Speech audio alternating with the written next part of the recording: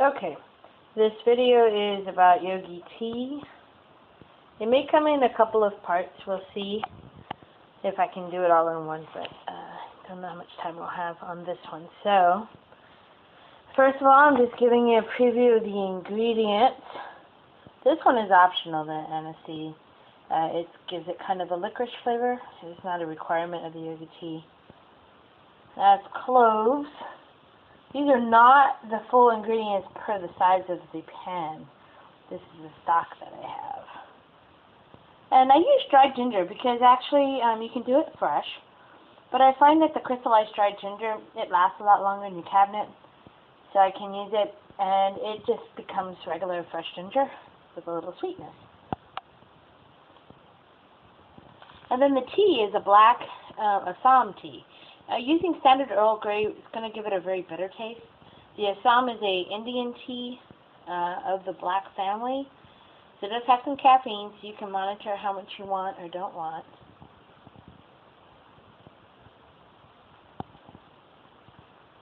And again, you can use fresh ginger. You don't have to use the dry crystallized ginger. Okay. Now you can use a bigger pot, but I usually find that this size pot works well for home. If you're making a large pot, of course, you can go much bigger than this. And then what we do is we will be putting this at about 1/2 to 3/4 of water. You don't have to fill the whole thing with water because it'll actually work better to make a stronger, potent base. And then you can just add water as needed.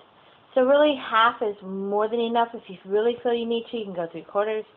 But again, you'll want to make a stronger base. And then you can just add more water to your desire. Okay. Part 1 is complete. Okay, Yogi Tea Part 2. As you can see, I placed the water in there. I have a fire gas range, so the heating time on this may be less or more.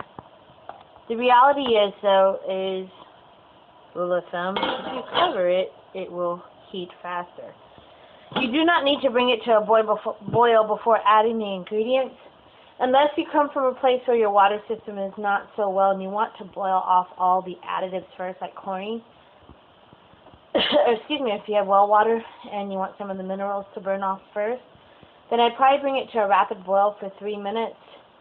You can even add a touch of Clorox if it's something where it's really bad water. But we're doing this from a home base, not as if we're out trying to take a water source from a river and go from there. So the first thing to remember is that your black tea is sensitive to heat. Some people want to add it first so they can watch the color change right away. With Yogi Tea, it's all going to come to a boil, so you can choose to add it in the beginning. You can choose to add it at the end. It does not really matter. So the first thing that I add into the mix is the cinnamon stick. For that size bowl, I'll go anywhere from 5 to 7, sometimes higher in the winter time, as you can see there. These are the size. If you're using natural bark cinnamon, it works a little differently, and don't use granulated cinnamon. Anything granulated in this tea is going to come through with a weird flavor. If you decide you need to use granulated things, make sure you put them in a filter bag while boiling. Now I like to throw my ingredients in loose and then drain them off at the end. If you, for convenience though, you can take a cheesecloth and you can lay all these ingredients inside of the cheesecloth and go from there. The second thing that I'll add into the mix is cloves. Now this is by taste as well. Be careful because you can always add more cloves, but you can't take them away. So I usually just go with about a handful at first. And then if I decide, especially if it's really wintry and I'm really wanting to have that more clove-type flavor, then I'll add some more.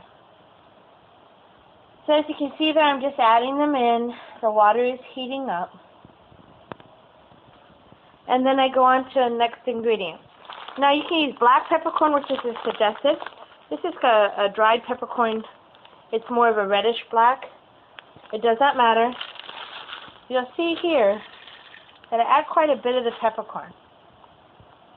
So one of the things about Yogi Tea is watching it be made. It's very pretty when it's being made. I leave the aniseed for last, the cardamom pods after a rapid boil. The ginger itself is pretty sensitive to the boil, so a lot of times I'll bring these harder ones up to boil first, and then I'll add in these final ingredients. I'll come back in a few minutes after this has been boiled, and I'll show you what the final ingredients start to look like.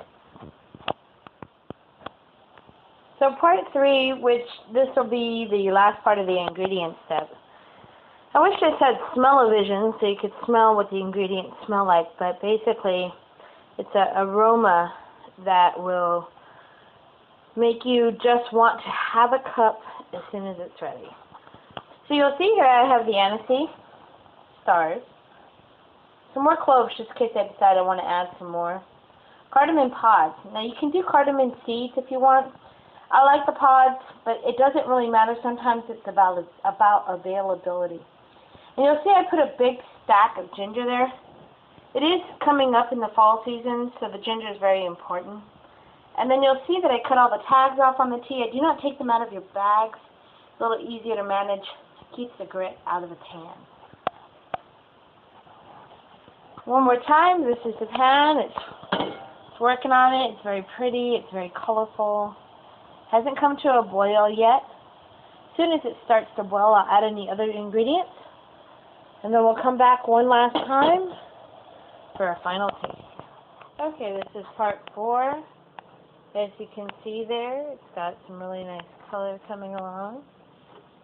And I added the tea bags in, a couple of the other ingredients as well. I'll show you what it does is some of them stay towards the top, then the rest of them kind of go down towards the bottom. So, see all those really nice ingredients in there. Again, remember, I'm using a condensed base where more water can be added in. But it's about time to add the final pieces.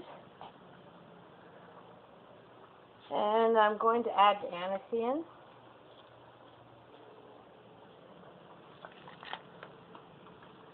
And the cardamom pods. Now, with the cardamom pods, if you really want to have the flavor come out nicely, it's good to crush them first. You can crush them with something heavy, your hand. They're a little harder to crush when they're not as fresh. They're a little bit drier. They're harder to crush. So once you put those items in, you let your yogi tea kind of make sure that you have that flame turned down so it doesn't boil. And then the final thing will be to taste it and sweeten if needed. Use honey or agave.